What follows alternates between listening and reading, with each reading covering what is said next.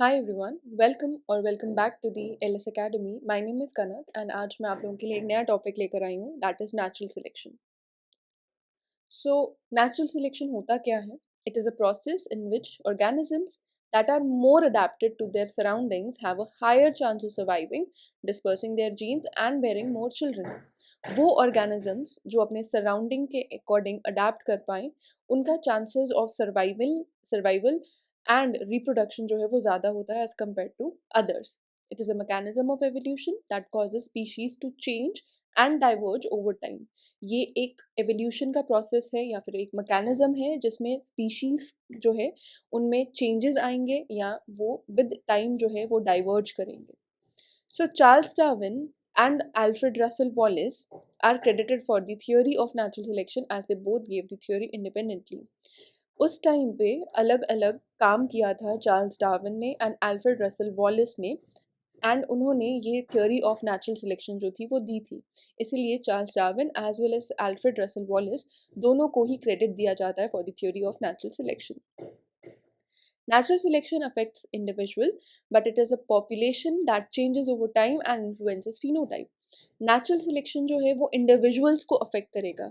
जो individuals अपने surrounding के अकॉर्डिंग चेंज होकर सर्वाइव कर पाएंगे, वही आगे जाके वो पॉपुलेशन बनाएंगे। सो नेचुरल सिलेक्शन तो इंडिविजुअल को अफेक्ट कर रही है, बट पॉपुलेशन जो है वो विद टाइम चेंज होता जाएगा एंड वो पॉपुलेशन का फिनोटाइप उसी अकॉर्डिंग रहेगा। Natural selection increases the frequency of genes that confer a reproductive benefit resulting in adaptive evolution. जो नेचुरल सिलेक्शन है वो उस जीन की फ्रीक्वेंसी को इंक्रीज करेगा जो जिसके पास रिप्रोडक्टिव बेनिफिट होगा and hence it will result in adaptive evolution. Now mechanism of natural selection. Charles Darwin की जो थ्योरी ऑफ नेचुरल सिलेक्शन है उनके अकॉर्डिंग ये 4 स्टेप्स में होता है। First is overproduction, second is variation, third is competition and final selection. So overproduction में क्या होगा? Each species produces more offspring that can survive. हर एक स्पीशीज जो है वो ज़्यादा ऑफस्प्रिंग्स का प्रोडक्शन करवाता है and they have the capability to survive. Second is variation. Each individual has a distinct set of inherited characteristics. The more variation a species has, the more probable it is to survive. हर एक individual में कुछ ना कुछ variation रहेंगे। जितनी ज़्यादा variation होगी एक पर्टिकुलर स्पीशीज़ में, उसके चांसेस ऑफ सर्वाइवल जो है वो उतना ही ज़्यादा होगा। Next is competition. Individuals compete for scarce sources such as food, water, space, and mates. Natural selection occurs through survival of the fittest, thus not everyone makes it to adulthood. So competition जो है इस world में जो main हमारे resources हैं, food, water, space and mates for reproduction, so उसके लिए competition करना भी ज़रूरी है। एंड नेचुरल सिलेक्शन एक पर्टिकुलर थ्योरी पे चलता है, that is survival of the fittest. So जो फिट रहेगा वही सर्वाइव कर पाएगा एंड इसी रीजन से सभी जो स्पीशीज है वो एडल्टहुड तक पहुंच नहीं पाते। Last is selection. Individuals with the best traits or adaptations will survive and have the chance to pass on these traits to their children. जिन individuals के traits best होंगे according to the environment and वो उसको adopt कर पाएंगे, वो survive करेंगे and वो अपने ट्रेड्स जो है वो नेक्स्ट जनरेशन में पास ऑन करेंगे।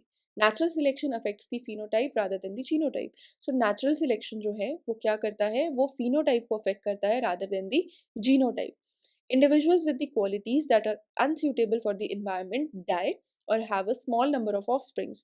जिन individuals में वो क्वालिटी होगी जो इन्वायरमेंट में उनको सर्वाइव करने में हेल्प नहीं कर पाएगी, उनके इंडिविजुअल्स की डेथ होगी या फिर उनके इंडिविजुअल्स के जो ऑफस्प्रिंग होंगे उनका नंबर भी कम होगा और उसकी वजह से वो अपना जो नेक्स्ट जनरेशन में अपने जीन्स को पास ऑन नहीं कर पाएंगे।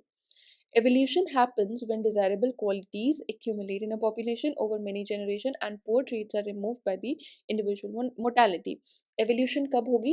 जब हमारे जो डिज़ायरेबल क्वालिटीज़ हैं या डिज़ायरेबल हम लोगों को जीन्स चाहिए वो ओवर द टाइम एक पॉपुलेशन में एक्यूमुलेट करेंगे एंड जो पुअर ट्रेड्स हैं उनको एलिमिनेट कर दिया जाएगा। Now types of natural selection. So natural selection जो है मेनली 3 टाइप्स की होती है। फर्स्ट इज डायरेक्शनल सिलेक्शन जिसे हम प्रोग्रेसिव सिलेक्शन कहते हैं। Second is stabilizing selection or normalizing selection. Third is disruptive selection और diversifying selection. अब हम एक एक करके ये टाइप्स ऑफ सिलेक्शन जो है उनको अंडरस्टैंड करेंगे. So first is directional selection. Directional selection में क्या होगा? When selection eliminates one extreme from a set of phenotypes, the genes that promote that extreme becomes less common in the population. Directional नाम से ही हमें पता चल रहा है कि ये जो सिलेक्शन है वो एक डायरेक्शन में मूव कर रही है. सो जब एक ये सिलेक्शन जो है ये क्या करेगी? ये एलिमिनेट कर देगी one extreme from a set of phenotypes. हमारे पास कुछ सेट ऑफ फिनोटाइप्स हैं, उन फिनोटाइप्स में से एक को प्रायोरिटाइज किया जाएगा एंड दूसरे को बिल्कुल ही एलिमिनेट कर दिया जाएगा. तो उसे हम कहेंगे डायरेक्शनल सिलेक्शन.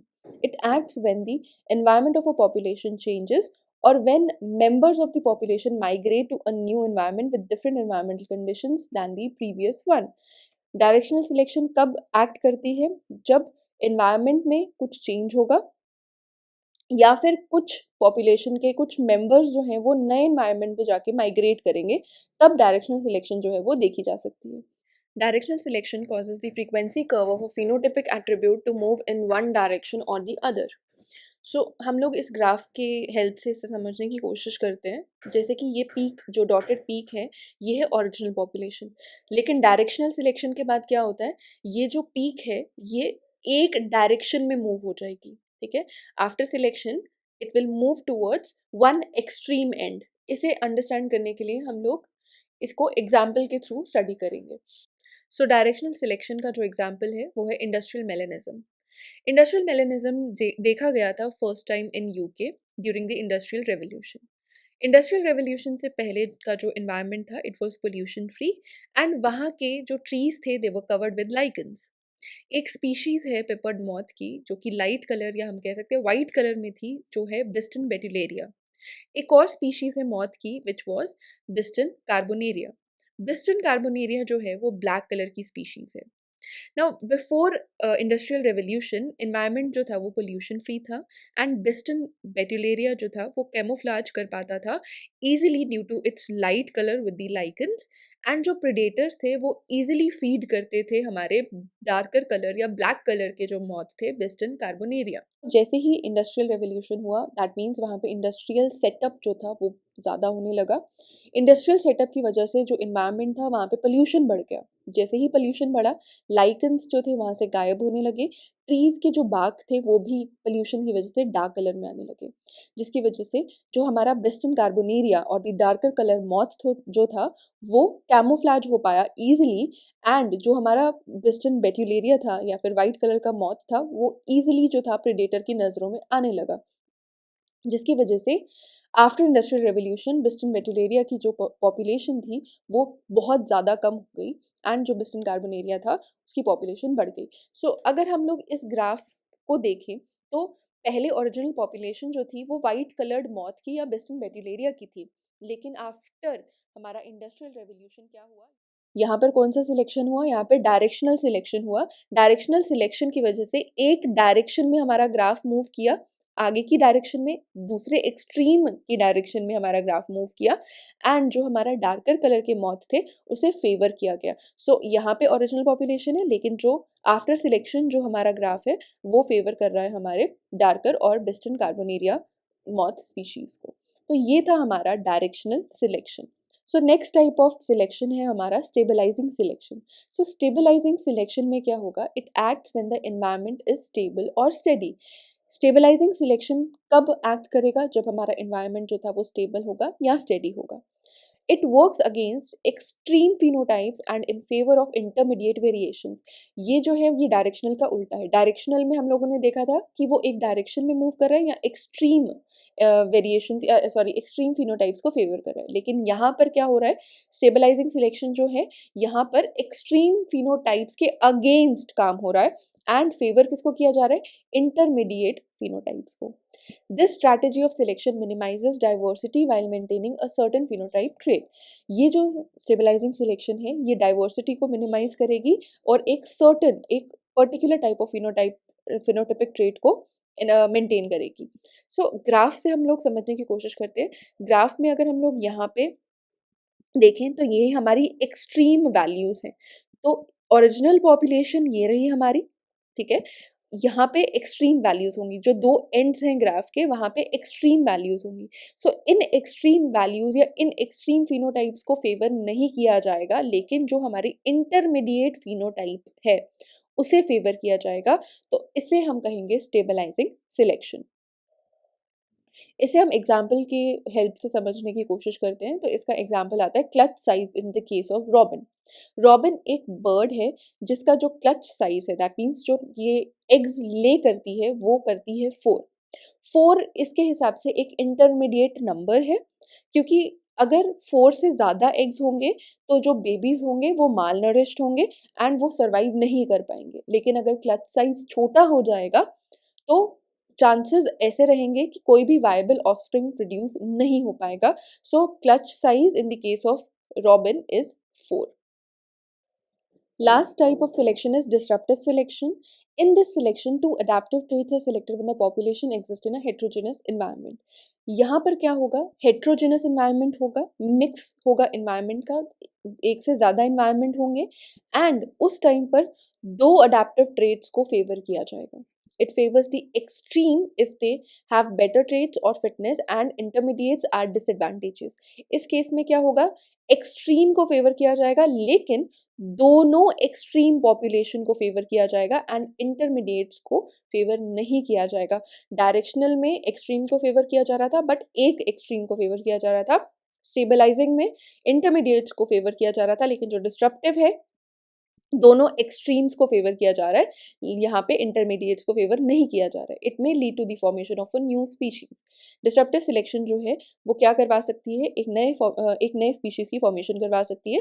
अगर हम इसके ग्राफ की तरफ देखें तो यहाँ पे एक एक्सट्रीम एंड ये रहा दूसरा एक्सट्रीम, इन दोनों एक्सट्रीम्स को फेवर किया जा रहा है, लेकिन जो इंटरमीडिएट पॉपुलेशन है उसे फेवर नहीं किया जा रहा है एंड इस तरीके के ग्राफ को हम लोग कहते हैं बाई मॉडल ग्राफ। इसे एग्जाम्पल से समझने की कोशिश करते हैं। इसका एग्जाम्पल आता है British land snails. Now British land snails में जो ब्रिटिश लैंड स्नेल्स हैं वो फील्ड एंड फॉरेस्ट, जैसा कि मैंने आप लोगों को बताया हेट्रोजेनस इन्वायरमेंट होगा। सो जो ब्रिटिश लैंड स्नेल्स हैं वो फील्ड में एंड फॉरेस्ट में रहते हैं। जो लाइट बैंडेड शेल्स हैं, जो स्नेल्स जिनके पास लाइट बैंडेड शेल्स हैं, they are better camouflage in fields while dark non-banded shells are better in the forest. जो स्नेल्स जिनके पास लाइट बैंडेड शेल्स हैं वो फील्ड्स में इजीली कामोफ्लेज कर पाएंगे एंड अपने एनिमी से उनको प्रोटेक्शन मिल पाएगी, वाइल डार्क नॉन बैंडेड शेल्स, जो डार्क नॉन बैंडेड शेल्स हैं वो फॉरेस्ट में इजीली सर्वाइव कर पाएंगे एंड कामोफ्लेज कर पाएंगे अपने आप को। Snails in between the shell colours are not successful in either habitat. जो इन बिटवीन के कलर के शेल्स स्नेल्स हैं जिनके पास in between coloured shell present होता है वो ना फॉरेस्ट में ना फील्ड में, दोनों में से किसी में भी सर्वाइव नहीं कर पाएंगे। So that's it for today's video. I hope ये लेक्चर आप लोगों को हेल्पफुल रहेगा एंड कोई भी अगर आप लोगों को डाउट रहता है या कोई भी क्वेश्चन होगा आप लोग कमेंट में पूछ सकते हैं। I hope this video will be helpful for you. Do not forget to like and share the video and do subscribe to the channel. I'll see you next time. Till then, take care and all the best.